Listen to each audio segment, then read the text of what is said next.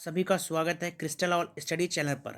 चलिए आज हम जानेंगे क्लास 11 हिस्ट्री के चैप्टर 9 इंडस्ट्रियल रिवॉल्यूशन के कुछ इम्पोर्टेंट क्वेश्चंस। क्वेश्चन नंबर 1 है, what do you understand by industrial revolution? तो इसका आंसर है, industrial revolution means the transformation of industry and economy of a country with quick succession then normal slow rate. मतलब हुआ कि अगर हम पहले हैंड से काम करते थे, अब हमने इसको रिप्लेस करके मशीन से कर दिया। चलिए क्वेश्चन नंबर 2 है, when and where did industrial revolution begin? तो इसका आंसर है, the industrial revolution begin in England में in 18th century. Who was Abraham Darby? Question number 3। तो Abraham Darby was the first English man to use coke for the first time in the process of smelting. Smelting process होता है जो जिससे हम iron को निकालते हैं, iron को एक्सट्रैक्ट करते हैं उसके ओर से। चलिए क्वेश्चन नंबर 4 है, write the names of some new machineries and technology. तो इसका आंसर होगा flying shuttle loom, spinning jenny, water frame, steam engine etcetera. Question number 5 है, who coin the term industrial revolution first? तो George Michelet of France, Frederick Engels of Germany, ये दो लोग थे जिन्होंने इंडस्ट्रियल रिवॉल्यूशन टर्म का पहले यूज करा था। चलिए क्वेश्चन नंबर 6 है, हु वॉज आर्नोल्ड टॉइनबी? तो Arnold Toynbee was a well known philosopher and economist, और इन्होंने एक बुक लिखी थी जिसका नाम था lectures on the industrial revolution in England. ये आप याद रखना, lectures on the industrial revolution in England. Question number 7 है, how did Britain become the father of industrial revolution? तो इसका आंसर होगा political stability, investment, capital formation and entrepreneurship made England the father of industrial revolution. ये सभी एक important reasons थे Britain के industrial revolution का हब होने के। चलिए क्वेश्चन नंबर 8 है, what do you mean by agriculture revolution in England? तो इसका आंसर है, it was related to the promotion of agrarian economy और कंट्री साइड डेवलपमेंट। मतलब एग्रीकल्चर का रिवोल्यूशन।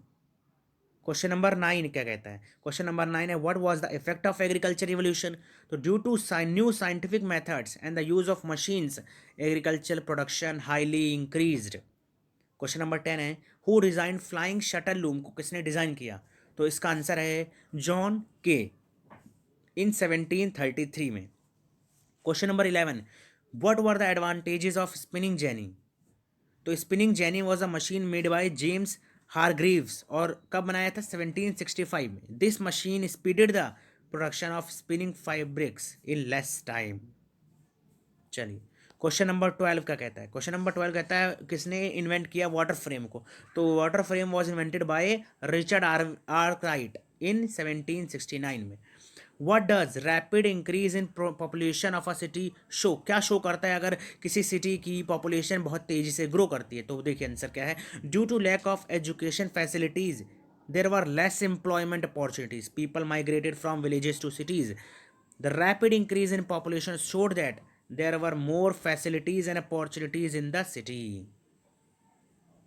चलिए क्वेश्चन नंबर 14 क्या है, what was the contribution of rivers to the proliferation of London as the center of trade? तो river helped in the movement of goods from the distant places to the market। चलिए अब आपको comment box में बताना है कि London कौन से रिवर के किनारे बसा हुआ है। चलिए क्वेश्चन नंबर 10 क्या है?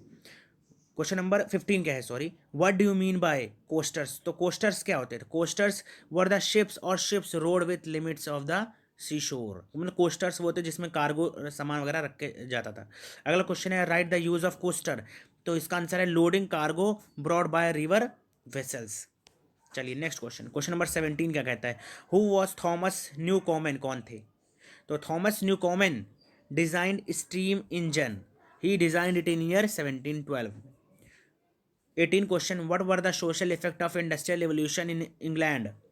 तो पॉपुलेशन इंक्रीज पहला तो यही कारण हुआ, और इसके कारण क्या हुआ? Destruction of old family norms due to industrial revolution. The urbanization of England happened at fast pace, urbanized हो गया इंग्लैंड। ये ये कुछ इफेक्ट थे। How did industrialization change the farming technique? को कैसे चेंज किया इंडस्ट्रियलाइजेशन ने?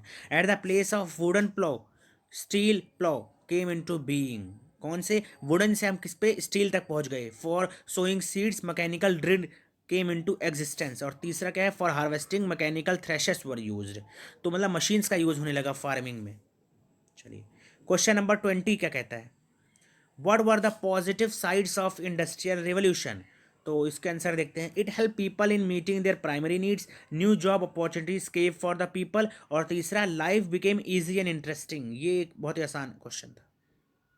क्वेश्चन नंबर 21 क्या कहता है, what were the initially used for the process of smelting, को पहले क्या यूज़ करा जाता था जब कोक नहीं आया था, तो उससे पहले चारकोल को यूज़ किया जाता था, जो कि बहुत ज़्यादा दिक्कत करता था चारकोल। चलिए, which area was called iron bridge, iron bridge area किसे कहा गया है, तो आयरन ब्रिज एरिया कोल ब्रोक डेल को कहा गया है, एट द, जो कि कहाँ है, at the bank of the river Severn was called the iron bridge. Write two features of cotton industry of England, the colonies like India served for the import of raw cotton and as a market for finished goods, और दूसरा manufacturing became very cheap।